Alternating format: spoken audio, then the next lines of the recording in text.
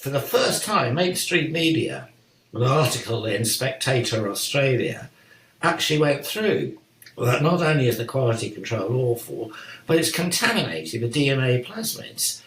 One report up to 350 odd times, with sequences from the SV40 promoter. Well, the SV40 is an oncogenic promoter used in cancer development in mice. And, so when I say, what the hell is that doing in an RNA vaccine, you have to ask. Because the presence of that and the presence of DNA means it can integrate. Surely that's not possible. Well, you don't have to go very far into the literature to find people reporting that the spike protein is integrated into all sorts of different tissue.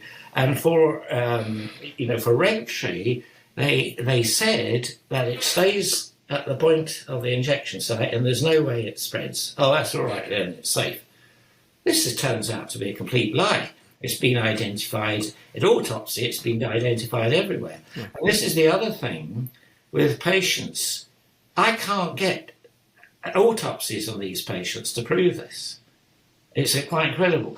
But a colleague who had an explosive cancer, a colorectal, basically at surgery sent the pieces away, the metastases away, and spike messenger RNA from the vaccine insertion was confirmed.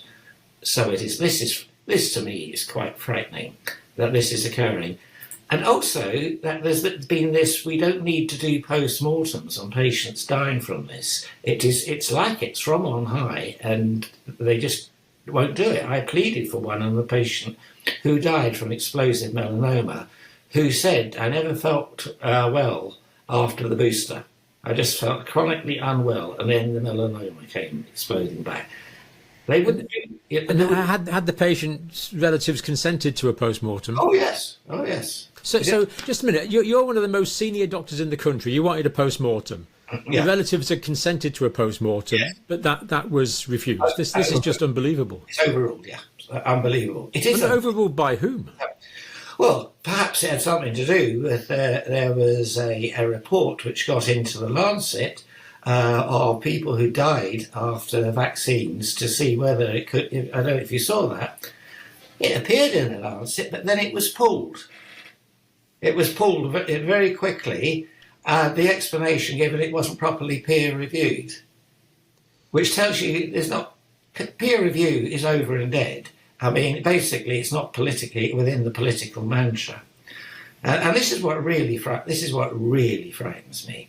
I went to do an interview along these things, into a mainstream media channel, and the guy warned me at the beginning. He says, I have to be very careful the way I ask you questions, and please don't be put off that I probably sound fairly hostile. And I said, well, I'm very happy to discuss facts, this, that and the other. But he said the government have made it a crime to criticise the vaccine programme on the media. And I said, I'm astonished, but actually thinking about it, I'm not surprised, because it explains why nothing is being discussed. Well, that's